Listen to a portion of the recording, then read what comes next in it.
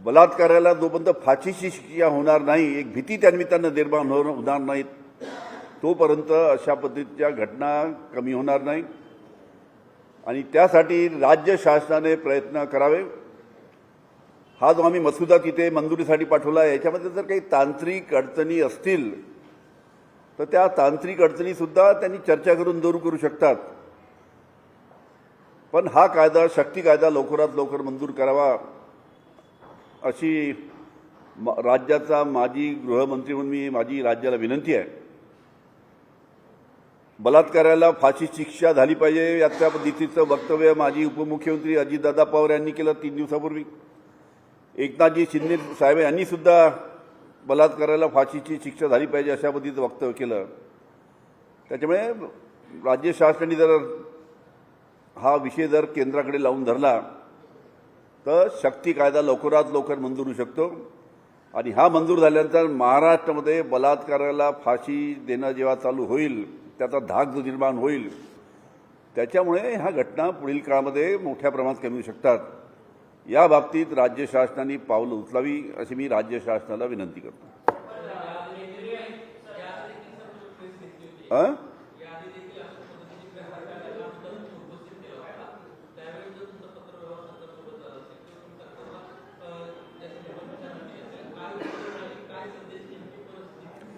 मी विधानसभेमध्ये सुद्धा हा प्रश्न उपस्थित केला होता।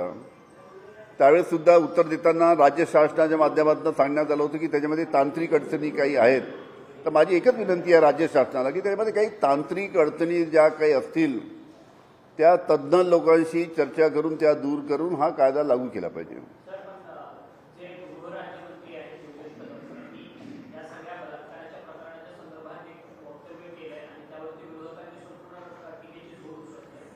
मी काल योगेशजी कदम जे राज्याचे गृह राज्यमंत्री यांचं वक्तव्य, यांचं स्टेटमेंट, यांची प्रेस कॉन्फरन्स मी स्वतः ऐकली आणि राज्य गृहमंत्र्यांनी अशा पद्धतीचं वक्तव्य करणं हे अतिशय चुकीचं आहे। त्यांनी या गोष्टीचं तारतम्य ठेवायला पाहिजे होतं की इतकी अशा पद्धतीची घटना घडल्यानंतर आपण कशा पद्धतीचं वक्तव्य करावं। काय वक्तव्य केलं मला काही सांगायची ती आवश्यकता नाही, पण अशा पद्धतीचं वक्तव्य करताना त्यांनी व्यवस्थित विचार करून, कारण की राज्याचे गृहमंत्री एक मोठ्या पदावरती बसलेले आहेत आणि राज्याचा गृहमंत्री, राज्य गृहमंत्री अशा पद्धतीचं वक्तव्य करतो ही अतिशय दुर्दैवाची गोष्ट आहे।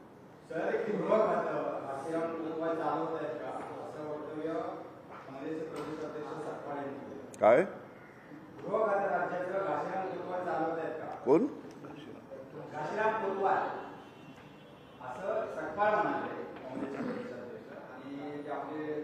विरोधी पक्ष नेते ते म्हणाले की पुण्याची सिटी काही चॉकलेट खाते।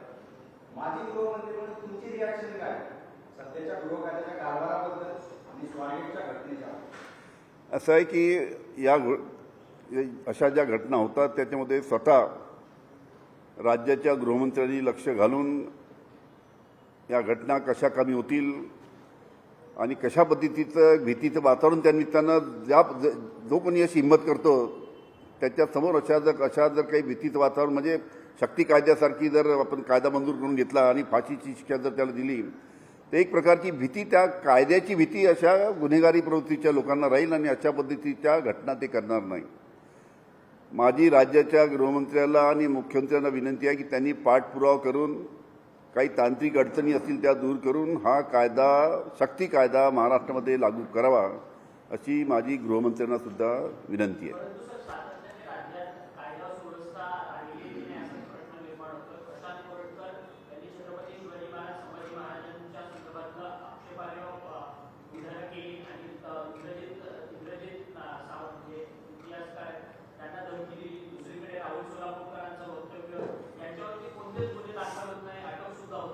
आणि खरी गोष्ट आहे, सातत्याने या घटना, आपण ज्याचा उल्लेख केला, सातत्याने या घटना महाराष्ट्रामध्ये घडत आहेत।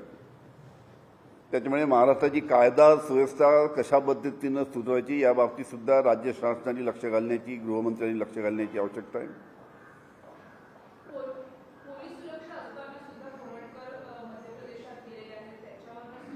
ही तर अतिशय धक्कादायक बातमी। त्यांच्या ज्या घरी कोलटकर राहतात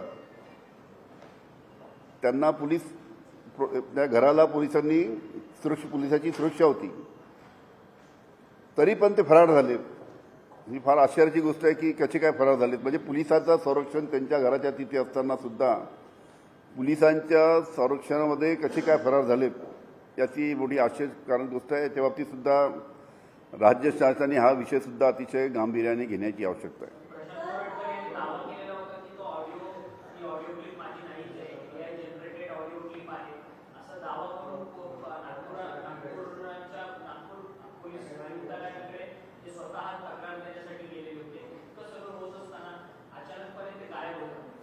त्याचं सर्वांना आश्चर्य आहे की त्यांच्या घराला पोलिसांचं संरक्षण असताना सुद्धा ते गायब होतात.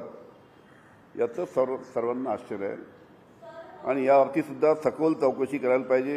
एक चांगली गोष्ट आहे की जे पुण्याचे आरोपी जे होते त्याला पोलिसांनी पकडण्यामध्ये त्याला यश आलं, ही अतिशय चांगली गोष्ट आहे. पण या सर्व गोष्टीकडे कायदा सुव्यवस्था कशी महाराष्ट्रामध्ये सुधरेल या दृष्टीनं राज्य शासनाने लक्ष देण्याची आवश्यकता आहे.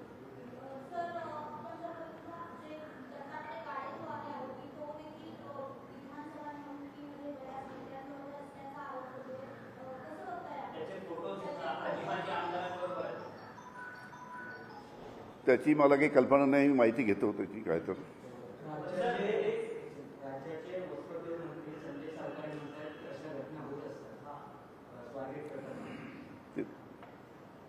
संजय सावकारांचं सुद्धा स्टेटमेंट मी काल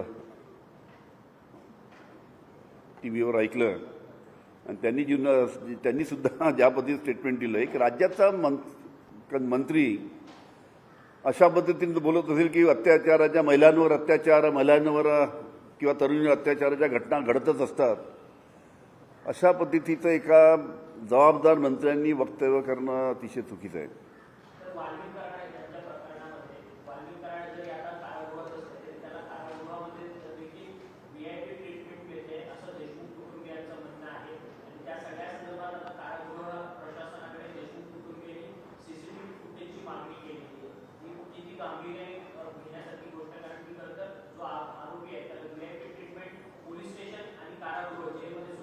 असं आहे, त्याला खरोखरच जर VIP ट्रीटमेंट मिळत असेल, अशा तक्रारी मधल्या काळामध्ये झाल्यात आणि अशा पद्धतीने जर त्याला जर VIP ट्रीटमेंट मिळत असेल तर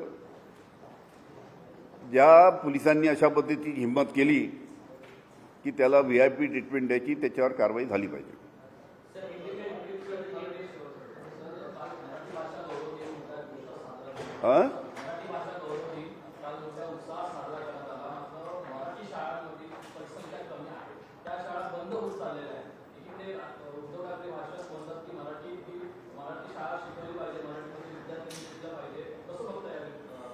मधल्या काळामध्ये ग्रामीण भागातील मराठी शाळा जवळजवळ 15,000 मराठी शाळा पटसंख्येचं कारण सांगून की पटसंख्या त्या शाळेमध्ये कमी आहे हे कारण सांगून मधल्या काळामध्ये 15,000च्या जवळपास शाळा बंद करण्यात आल्या. असं आहे की ग्रामीण भागामध्ये विद्यार्थी शिकत असताना अनेक गावं अतिशय दुर्गम भागात राहतात आणि त्या ठिकाणी पटसंख्या जरी कमी असली तरी ती मराठी शाळा चालू राहिली पाहिजे. कारण की ती जर शाळा बंद झाली तर इतक्या दुरून त्या दुर्गम भागातनं मुलांना दुसऱ्या गावामध्ये शाळेत जाणं शक्य नसतं. त्याच्यामुळे पटसंख्येचं कारण जे राज्य शासनाच्या माध्यमातून देण्यात येतं ते कारण देऊन ज्या शाळा बंद करण्याचा मधल्या काळामध्ये राज्य शासनाने मानस व्यक्त केला होता तसं झालं नाही पाहिजे. ग्रामीण भागामध्ये मराठी शाळा चालू राहिल्या पाहिजे. पटसंख्या जरी कमी असेल तरी त्या शाळा चालू झाल्या पाहिजे.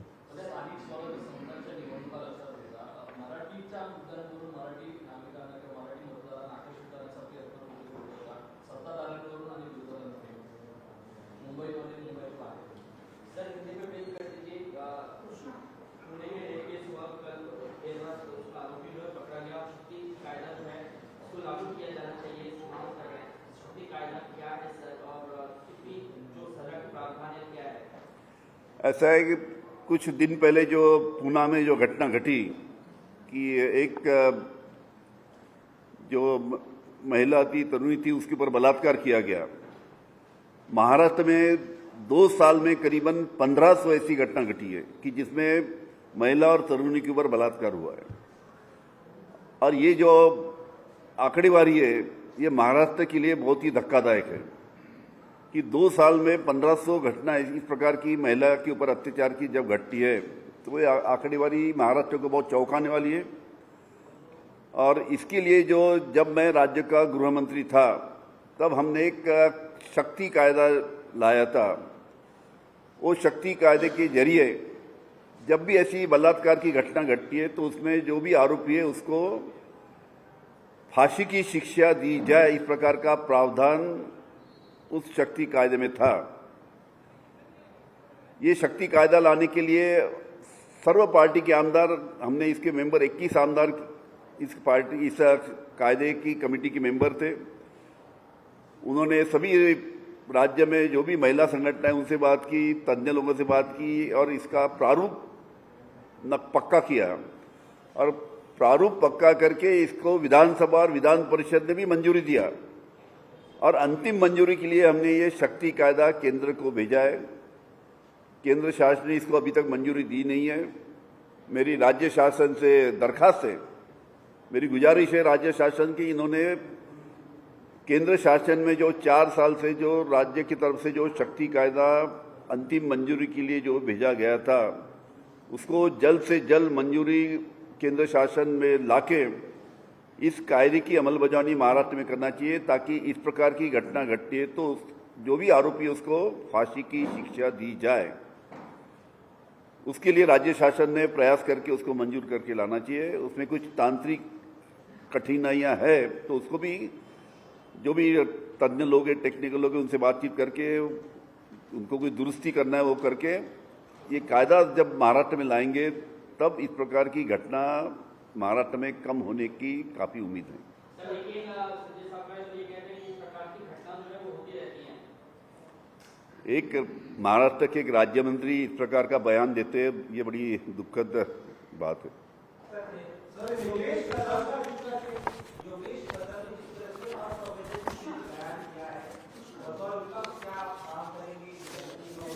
मुझे बड़ा ताज्जुब है कि एक महाराष्ट्र का राज्य गृह मंत्री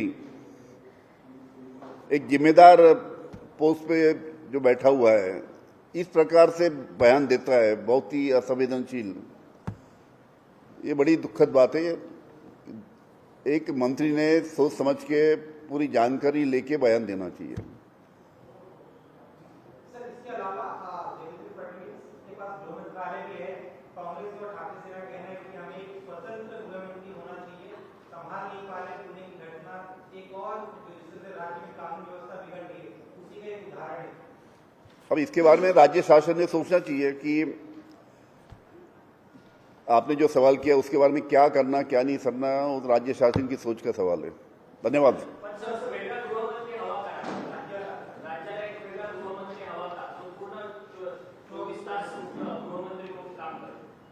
सध्या करत नाही 24 तास।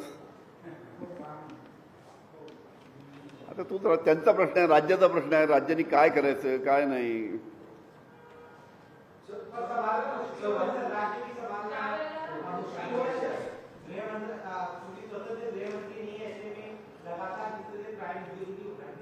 एक सवाल आपका जो है वो एक हिसाब से बराबर है कि एक मंत्री के ऊपर पूरे डिपार्टमेंट का चार्ज जब रहता है तो पूरी तरीके से उसको न्याय देने की पूरी कोशिश करता है। और जो आदमी की तरफ काफ़ी पूरा महाराष्ट्र का व्यवहार है, महाराष्ट्र का संपूर्ण उसको देखना पड़ता है, उसमें गृह मंत्रालय भी, तो नेचुरली जो वक्त देना चाहिए शायद उतना वक्त वो दे नहीं पाते होंगे। करके भी कायदा सुव्यवस्था का प्रॉब्लम शायद महाराष्ट्र में जो आ रहा है, जो दिख रहा है, वो भी एक वजह हो सकती है। इंडिपेंडेंट रहा तो फुल फ्लेज मिनिस्टर ऑफ डिपार्टमेंट का रहता है। फुल फ्लेज मिनिस्टर रहने के बाद में उसको वो डिपार्टमेंट के काम में वक्त देने का काफ़ी समय मिलता है, तो उससे फर्क पड़ता है नेचुरली। Thank you.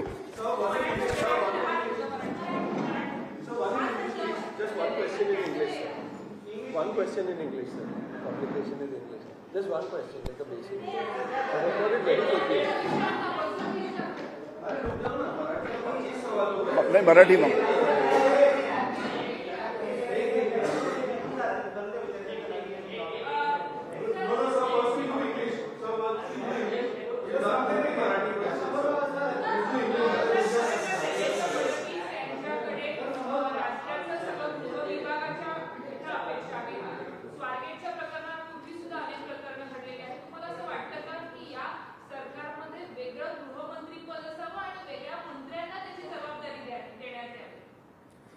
कसं आहे की मुख्यमंत्री म्हटल्यानंतर त्यांच्याकडे राज्याचा व्याप राहतो आणि त्या राज्याच्या व्यापाबरोबरच गृहमंत्रीपद सुद्धा सांभाळणं ही सुद्धा महत्त्वाची जबाबदारी राहते. तर साहजिकच राज्याचा व्याप असल्यामुळे गृहमंत्री खात्याचा कारभार पाहत असताना बहुतेक वेळ त्यांना देणं कमी पडत असेल. पण साहजिकच एकाच मंत्र्याकडे जर एका डिपार्टमेंटचा चार्ज राहिला तर तो चांगल्या पद्धतीनं अजून चांगल्या पद्धतीनं न्याय देऊ शकेल असं माझं वैयक्तिक मत आहे. So in English, we'd like to know, when you were the Home Minister, your government had proposed the Shakti Kaida, which is now stuck with the centre. What do you really make of the situation in wake of the horrific rape incident? Accused has also been arrested. When I was Home Minister in Maharashtra, that time we enacted Shakti Kaida. In that Shakti Kaida, there was a provision that anywhere such type of incidents happen, then that victim should be given phashi. That Shakti Kaida is pending with the central government from last 4 months. For last 4 years, my request to the state government that they should, the BJP government already is there, they should use their good offices and get that Shakti Kaida passed so that that can be implemented in Maharashtra. And after implementing that Shakti Kaida in Maharashtra, all these type of incidents, they will be reduced to the great extent. So is it fair to play a political blame game at this point in time when such a horrific incident has happened? Parties have been going against each other.